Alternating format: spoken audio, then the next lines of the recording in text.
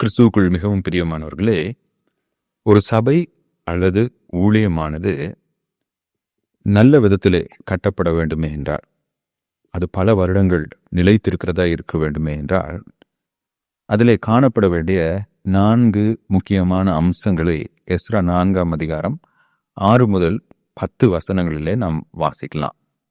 இந்த வசனங்களை ஒன்றின் பின் ஒன்றாக வாசித்து, ஒரு வளர்ச்சி அடையக்கூடிய சபை அல்லது ஊழியத்தில் காணப்பட வேண்டிய 4 அம்சங்கள் என்னவென்று உங்களோடு கூட நான் பகிர்ந்து கொள்ள விரும்புகிறேன்.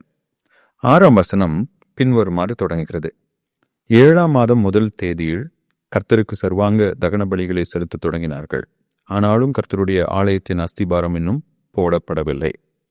யூத மக்கள் பாபிலோனிலிருந்து திரும்ப வந்த பின்பு முதலாவது அவர்கள் ஆவிக்குரிய பிரகாரமாக மனிதர்களை கட்டி எழுப்பினர். இப்போ 7ஆம் மாதம் என்று சொல்லும்போது அவர்கள் எருசலேமுக்கு வந்த பின்பு 7 மாதங்கள் என்று பொருள்படாது. மாறாக யூத நாள்காட்டியிலே, யூதர்களுடைய கேலண்டரில் 7ஆவது மாதம், அந்த மாதத்துல தான் அவங்க நிறைய பண்டிகைகள் கொண்டாடுவாங்க. அந்த பண்டிகைகள்லாம் அவங்க கொண்டாடுறாங்க. அப்போது ஃபர்ஸ்ட் தே ரிஸ்டோர் த வர்ஷிப். தேவனுடைய பிள்ளைகளாக கர்த்தரை தொழுது கொள்வதை அவர்கள் தொடங்கினார்கள் என்று நம்ம பார்க்கலாம்.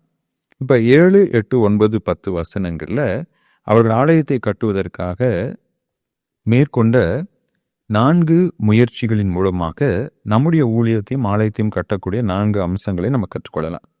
இப்போ 7ஆவது வசனத்தில் நீங்கள் பார்த்தீங்கன்னா, இந்த ஆலயத்தை கட்டுவதற்கான பொருட்களை அவர்கள் திரட்டுகிறார்கள். ஸோ அப்போ தேவனுடைய ஊழியத்தை, சபை கட்டிடமாக இருக்கலாம், இல்லை ஆவிக்குரிய பிரகாரமாக சபையை கட்டும்போது அதுக்கு நிறைய ரிசோர்சஸ், பொருளாதார தேவைகள் இருக்கிறது. மகாத்மா காந்தி பணத்தை குறித்து பின்வருமாறு சொல்லியிருக்கிறாரு. Money is a necessary social evil. அது பணம் என்பது அத்தியாவசியமான சமுதாய தீமை. இதன் மூலமாக அவர் என்ன சொல்ல விரும்புகிறாருன்னா, பணம் இல்லாமல் இந்த உலகத்தில் ஒன்றும் செய்ய முடியாது. ஆனால் அதே சமயம் அந்த பணம் தீமையானது. இதுதான் 1 தீமோத்தேயு 6ஆம் அதிகாரம் 10ஆம் வசனத்தில் பண ஆசை எல்லா தீமைக்கும் வேறாக இருக்கிறது.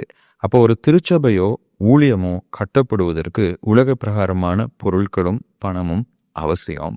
ஆனால் ஒரு சபையோ ஊழியமோ பண ஆசை நிறைந்ததாக, பணத்தை திரட்டுவதற்காக, பொருளை திரட்டுவதற்காக, சொத்தை திரட்டுவதற்காக நடத்தப்படக்கூடாது. தேவனுடைய ஊழியத்திற்கு பொருளாதார தேவைகள் அவசியம். அப்போ நல்ல ஊழியம் கட்டப்பட வேண்டுமே என்றால் அதற்குரிய பொருளாதார உலக பிரகாரமான தேவைகள் சந்திக்கப்பட வேண்டும். 8ஆம் வசனத்தில் 2வது அவங்க என்ன பண்ணுறாங்கன்னா, 20 வயது முதல் அதற்கேற்பட்ட லேவியரை கர்த்தருடைய ஆலயத்தின் வேலையை நடத்தும்படி வைத்தார்கள். இப்போ 2வது அவங்க என்ன பண்ணுறாங்கன்னா, தே ஆர் மொபைலைசிங் பீப்புள். இப்போ ரிசோர்ஸஸ் இருந்து பீப்புள் இல்லை அப்படின்னா ஒன்றுமே இல்லை. சமீபத்தில் நான் ஒரு பெரிய ஊழிய ஸ்தாபனத்துக்கு நான் போயிருந்தேன். ரொம்ப சக்ஸஸ்ஃபுல்லாக இருந்த ஒரு ஊழிய ஸ்தாபனம், பெரிய கட்டடம், பயங்கரமான கேம்பஸ், நல்ல பில்டிங்ஸு. ஆனால் அங்கே ஆட்களே இல்லை. அவங்களுடைய வருத்தம் என்னென்னா, சீக்கிரமாக இந்த மினிஸ்ட்ரி ஸ்டாக்னன்ட் ஆயிரும், எந்த பயனும் இல்லாமல் போயிடும். இப்போ நமக்கு எவ்வளோதான் பொருளாதார தேவைகள், பொருளாதார ரீதியாக நம்ம வசதியாக இருந்தாலும், பொருளாதார தேவைகள் நமக்கு சந்திக்கப்பட்டாலும், மனிதர்கள் இல்லைன்னா ஊழியம் இல்லை. ஊழியம் என்பது மனிதர்களை சார்ந்தது, மனிதர்களுக்காக. கடவுள் மனிதர்களை மீட்கவும், மனிதர்களை சந்திக்கவும், மனிதர்களை உருவாக்கவும் தான் ஊழியத்தை நியமித்திருக்கிறாரு. அப்போ இவங்க என்ன பண்ணுறாங்க அப்படின்னா, வாலண்டியர்ஸ், அந்த லேவிய குடும்பங்களிலே 20 வயதிற்கு மேற்பட்ட வாலண்டியர்ஸ் என்ன பண்ணுறாங்க, நியமிக்கிறாங்க. இந்த ஊழியத்தை செய்யக்கூடிய நபர்கள், ஒர்க்கர்ஸ். அப்போ ஆலயத்தில் ஊழியம் நடைபெறும்படியாக அந்த ஊழியத்தை செய்யக்கூடிய வாலண்டரி ஒர்க்கர்ஸ் நமக்கு மிக மிக அவசியம். 3வது நம்ம பார்த்தோம்னா 9ஆம் வசனத்தில் தே ஹேட் லீடர்ஸ். இங்கே குறிப்பிட்ட ஒரு சிலருடைய பெயர்களை சொல்லி வேதம் சொல்லுது, அவர்கள் ஒருமனமாய் நின்றார்கள். Unity among the leaders. ஒரு ஊழியம் கட்டப்படுவதற்கு பணமும் மனிதர்களும் மட்டும் இருந்தால் போதாது. அந்த ஊழியத்தை கட்டி எழுப்பக்கூடிய திறமை மிக்க, தெய்வ பயம் நிறைந்த தலைவர்கள் வேணும். அந்த தலைவர்களுக்குள்ளாக ஒரு மனம் காணப்பட வேண்டும். ஏன்னா அவங்க எல்லாருமே கடவுளுடைய ஆலயத்தை கட்டுவதற்காக ஒருமனப்பட்டு வரணும், கடவுளுக்காக ஒருமனப்பட்டு வரணும். அந்த தலைவர்கள் ஒவ்வொருவரும் தங்களுடைய சொந்த இச்சைகளையும் விருப்பங்களையும் நிறைவேற்றிக் கொள்வதற்காக ஊழியத்தில் ஈடுபடுவார்கள் என்றால் அந்த ஊழியம் ஊழியமாகவே இருக்காது.